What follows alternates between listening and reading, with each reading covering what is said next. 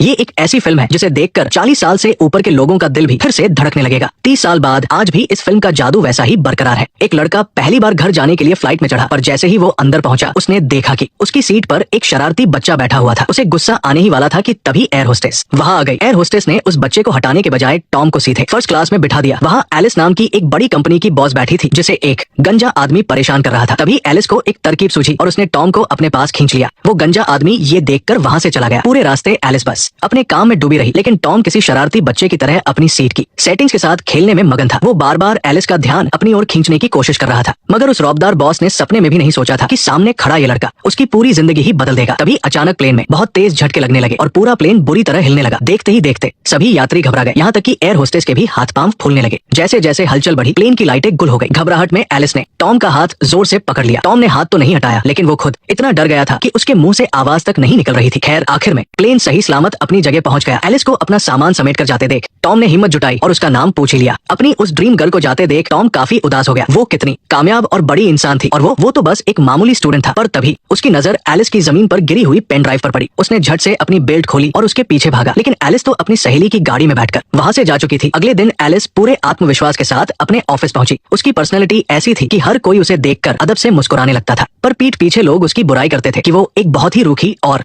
Boring औरत है। लेकिन एलिस को इन फालतू बातों से कोई फर्क नहीं पड़ता था। उसका पूरा ध्यान बस अपने काम पर था ताकि वो मैगजीन की अगली चीफ एडिटर बन सके। लेकिन उसे तब बड़ा झटका लगा जब बॉस ने वो कुर्सी एना को दे दी। एलिस को समझ नहीं आ रहा था कि बॉस ने ऐसा क्यों किया, क्योंकि काबिल तो वही थी। तभी बॉस ने जो कहा उसे सुनकर तो एलिस के पैरों तले जमीन ही खिसक गई। बॉस ने कहा कि भले ही एना तुम्हारे जितनी काबिल नहीं है, पर वो खुशमिजाज है। ऑफिस में सबके साथ उसकी अच्छी बनती है और उसके आइडियाज भी काफी नए और दिलचस्प होते हैं। कंपनी की तरक्की के लिए ऐसी सोच जरूरी है, जबकि तुम हमेशा इतनी गंभीर और उखड़ी उखड़ी सी रहती हो। तुम्हारे अंदर एना जैसी एनर्जी और जोश कहाँ है? बॉस की ये बातें सुनकर एलिस ने कोई बहस नहीं की। उसने चुपचाप सच को स्वीकार कर लिया और खुद को काम में झोंक दिया। जब एलिस ने अपना कंप्यूटर खोला तो उसे पता चला कि उसकी पेन ड्राइव गायब है। वो घबरा गई। तभी उसकी नजर स्क्रीन पर चिपकी एक पर्ची पर पड़ी जिस पर लिखा था कि आज कोई लड़का उसका कुछ सामान देने आया था, पर उस वक्त वो बहुत बिजी थी। एलिस ने फौरन उस नंबर पर फोन लगाया। उस वक्त टॉम अपने दोस्तों के साथ एक बार में पार्टी कर रहा था। उसने खुशी खुशी एलिस को वहाँ का पता बता दिया। एलिस बिना वक्त बर्बाद किए सीधे उस बार की तरफ निकल पड़ी। ये पहली बार था जब वो ऐसी शोर शराबे वाली जगह पर आई थी, पर उसके दिमाग में बस एक ही बात चल रही थी कि जल्दी से पेन ड्राइव मिले और वो काम पर वापस जाए। मगर पेन ड्राइव टॉम के पास नहीं थी, इसलिए एलिस को उसके साथ उसके घर जाना पड़ा। जब एलिस बार से बाहर आई तो वो दंग रह गई। उसके सामने एक पुरानी सी गुलाबी रंग की स्कूटी खड़ी थी। उसने कभी सोचा भी नहीं था कि उसे ऐसी अजीब सवारी पर बैठना पड़ेगा, पर जब उसने टॉम की आंखों में वो सच्चाई देखी तो वो मान गई। एलिस को हेलमेट पहनने में थोड़ी मुश्किल हो रही थी, तो टॉम ने उसकी मदद की। तभी किसी ने छुपकर उनकी फोटो खींच ली। उस फोटो में ऐसा लग रहा था जैसे वो दोनों एक दूसरे को किस कर रहे हो। ये तो बड़ी सनसनीखेज खबर थी। खैर एलिस को उस लड़के पर पता नहीं क्यों पर बहुत भरोसा हो गया था। वो चुपचाप उसके पीछे घर तक चली गई। पेन ड्राइव मिलते ही एलिस एक पल भी नहीं रुकी और तुरंत वहां से निकल गई। टॉम कुछ कहना चाहता था, पर एलिस के इस बर्ताव ने उसका दिल तोड़ दिया। उसे बहुत बुरा लगा, पर उस लड़के को अंदाजा भी नहीं था कि वही लड़की बहुत जल्द खुद उसके पीछे आने वाली है।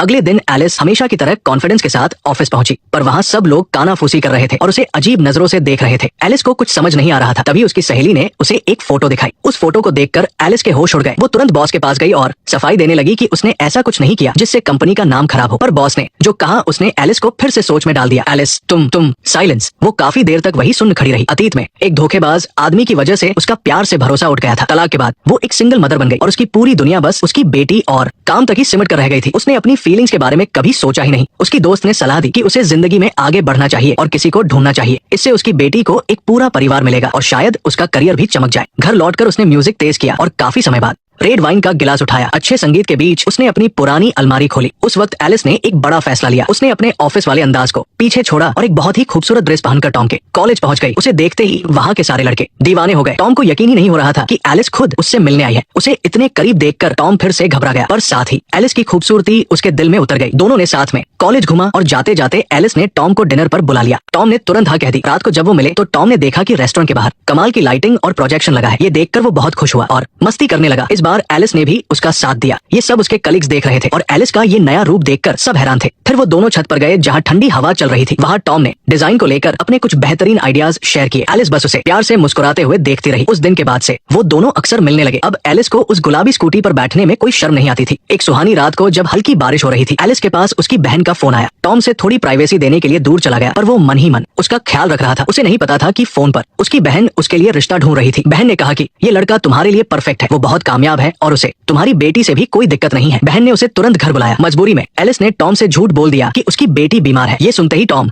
सड़क के बीचों बीच भागा और एक टैक्सी रुकवाई। उस वक्त टॉम कोई कच्चा खिलाड़ी नहीं बल्कि एक जिम्मेदार मर्द लग रहा था। एलिस को ये देखकर बहुत अच्छा लगा। घर पहुंचकर वो उस लड़के से मिली। वो काफी दिलचस्प और अमीर था, शादी के लिए बिल्कुल सही था, पर एलिस का मन तो टॉम में ही अटका हुआ था। जाहिर है वो रिश्ता नहीं हो पाया, पर एलिस को कोई दुख नहीं था। उसके और टॉम के बीच नजदीकियां बढ़ने लगी थी। दोनों हाथ थामे एक बड़े फैशन इवेंट में पहुंचे जहां फैशन की दुनिया के कई बड़े लोग आए थे। एलिस ने टॉम को समझाया कि वो बस चुपचाप रहे, पर जब उसने देखा कि एक मॉडल गिर गई है और कोई उसकी मदद नहीं कर रहा तो टॉम से रहा नहीं गया। वो तुरंत स्टेज पर कूद गया, पर मॉडल को संभालने के चक्कर में वो खुद भी गिर पड़ा। सब उसे ही देख रहे थे और वो बेचारा स्टेज पर अकेला खड़ा रह गया। शुक्र है कि किसी ने टॉम को डांटा नहीं, बल्कि सबको उसकी सादगी पसंद आई। इवेंट खत्म होने के बाद टॉम ने एलिस को घर छोड़ा। उस अंधेरी रात में दोनों एक दूसरे के और करीब आ गए। शायद अभी उनका मन नहीं भरा था, शायद वो अभी एक दूसरे से अलग नहीं होना चाहते थे, इसलिए उन्होंने पार्टी में वापस जाकर खूब मस्ती करने का फैसला किया। हालांकि दोनों में से किसी ने शराब नहीं पी थी, फिर भी वो एहसास बहुत ही अलग था। पास आकर साथ में डांस करते हुए वो धीरे धीरे उसी में खोने लगे। टॉम ने एक बार फिर एलिस को घर छोड़ा। टॉम ने हिम्मत जुटाकर एलिस का हाथ थामने की कोशिश की, पर एलिस घबराकर पीछे हट गई, क्योंकि उसके मन में कई उलझने थी और सबसे बड़ी वजह थी उनके बीच की 10 साल की उम्र का फासला। टॉम ने जबरदस्ती मुस्कुराते हुए गुड नाइट कहा। एलिस को जाते देख उसके मन में उदासी छा गई। वो एक बार फिर कोशिश करना चाहता था, इसलिए उसने हिम्मत जुटाकर दरवाजे की घंटी बजा दी। जब उसे पता चला कि एलिस की बेटी घर पर नहीं है, तब टॉम ने बिना सोचे समझे उसे किस कर लिया। एलिस ने भी उसे नहीं रोका, शायद वो भी लंबे समय से इसी पल का इंतजार कर रही थी। इस तरह आखिरकार उनके बीच रिश्ता तय हो गया। अगली सुबह एलिस ने टॉम को जल्दी जाने के लिए कहा, क्योंकि उसकी बहन और बेटी जल्द ही आने वाले थे। वो नहीं चाहती थी कि वो ये सब देखें। टॉम ने जल्दी जल्दी कपड़े पहने और विदा लेने लगा। तभी एलिस ने पास आकर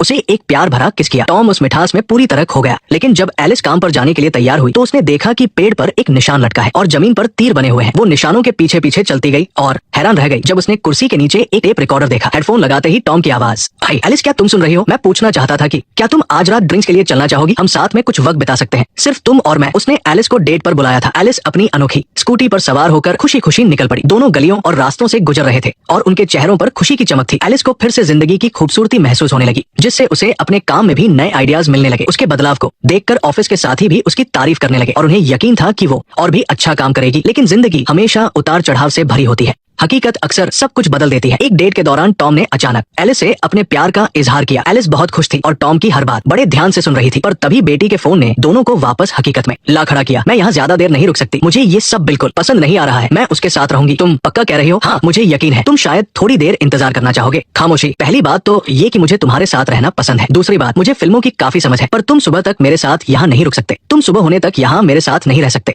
तुम सुबह तक मेरे साथ नहीं रुक सकते, है ना? तुम सुबह तक मेरे साथ नहीं रुक सकते। तुम सुबह तक मेरे साथ नहीं रुक सकते। तुम सुबह तक मेरे साथ नहीं रुक सकते। तुम सुबह तक मेरे साथ नहीं रुक सकते। इस पल टॉम के पास कोई जवाब नहीं था। उसने इन असली दिक्कतों के बारे में कभी सोचा ही नहीं था और वो एलिस को कोई पक्का भरोसा नहीं दे सका। आखिरकार एलिस को मायूस होकर वहाँ से जाना पड़ा। शायद अब दोबारा न मिलना ही सबसे बेहतर था। एलिस से अलग होने के बाद टॉम पूरी तरह टूट गया। उसने खुद को घर में बंद कर लिया और जैसे जिंदगी से उसका मोह ही भंग हो गया। इधर एलिस का भी बुरा हाल था। उसका काम भी ठीक से नहीं चल रहा था। तभी एक बड़े क्लाइंट की नजर एलिस के कंप्यूटर वॉलपेपर पर पड़ी, जिसमें टॉम की फोटो थी। उसने तुरंत फैसला किया कि एलिस इस विज्ञापन के लिए टॉम को ही बुलाएगी। एलिस ने मना करने की कोशिश की, पर बॉस ने उसकी एक न सुनी और धमकी दी कि अगर वो टॉम को नहीं ला पाई तो उसे नौकरी से निकाल दिया जाएगा। अब एलिस के पास टॉम से मदद मांगने के अलावा कोई रास्ता नहीं बचा था। लंबे समय बाद जब वो मिले तो पुरानी वाली बात नहीं रही। उनके बीच बस एक अजीब सी खामोशी और दूरी थी। टॉम ने ये सोचकर शूटिंग के लिए हाँ कर दी कि शायद इसी बहाने वो एलिस का दिल फिर से जीत पाएगा। लेकिन एलिस के दोस्तों से बात करते हुए टॉम को अनजाने में एक ऐसी बात पता चली जिससे उसके होश उड़ गए। उसे पता चला कि एलिस ने प्रमोशन पाने के लिए उसका इस्तेमाल किया था। ये सब कितना अजीब था। क्या वाकई एलिस ने ऐसा सोचा होगा? अब मुझे लग रहा है कि मैं तुम्हें समझने लगा हूँ, पर क्या ये सच है? हाँ, मेरा मतलब है कि तो ये सब सच था। एलिस का उसके साथ होना बस एक दिखावा था ताकि उसे ऑफिस में तरक्की मिल सके। टॉम का दिल बैठ गया, पर एलिस की इज्जत बनाए रखने के लिए उसने उससे कोई सवाल नहीं किया, बल्कि सबके सामने उसे जोर से किस कर लिया। शायद वो अपना गुस्सा निकाल रहा था या फिर सबके सामने उसे नीचा दिखाना चाहता था। पर तभी फोटोग्राफर की बदतमीजी ने टॉम के सब्र का बांध तोड़ दिया। उसे लगा जैसे उसका मजाक उड़ाया जा रहा है और उसने काम छोड़ने का फैसला कर लिया। हालात बिगड़ते देख एलिस उसके पीछे भागी और उससे शूटिंग पूरी करने की मिन्नतें करने लगी। उसे इस वक्त भी सिर्फ अपने काम की फिक्र थी। टॉम से अब और बर्दाश्त नहीं हुआ। अच्छा, अगर ये सब तुम्हारे लिए है तो तुम ही ये कर लो। मुझे बताओ कि क्या मैं ये सही कर रहा हूँ, क्योंकि मैं अब यहाँ नहीं रुकने वाला। हाँ, तुम ही ये कर लो, तुम ही ये कर लो, तुम ही ये कर लो, तुम ही ये कर लो, तुम ही ये कर लो, तुम ही ये कर लो, तुम ही ये कर लो, तुम ही ये कर लो, तुम ही ये कर लो, बस तुम ही ये कर लो। तभी उसने देखा कि एलिस का बॉस दूर खड़ा ये सब देख रहा है।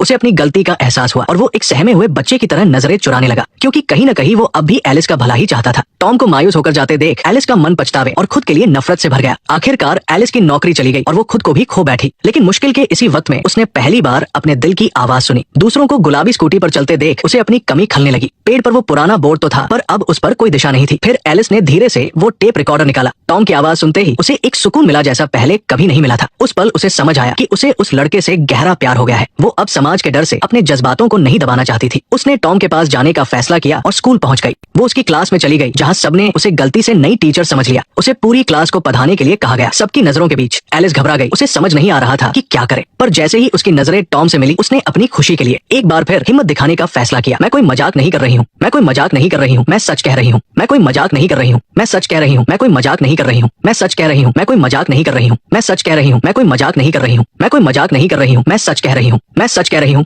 मैं कोई मजाक नहीं कर रही हूँ, मैं सच कह रही हूँ, मैं सच कह रही हूँ, मैं कोई मजाक नहीं कर रही हूँ। एलिस ने कुछ नहीं कहा, बस आगे बढ़कर उसे चूम लिया। उसने उम्र और दुनिया की सारी पाबंदियों को पीछे छोड़कर अपने प्यार को गले लगा लिया। जिंदगी कभी कभी हमें ऐसे मोड़ पर ले आती है जहाँ हमें हमारा सबसे प्यारा इंसान मिल जाता है। अगर दिल में प्यार की चिंगारी जिंदा है तो अपनी खुशी को पाने के लिए कदम बढ़ाने से कभी पीछे नहीं हटना चाहिए। नेक्स्ट पार्ट देखने के लिए वीडियो को लाइक करो।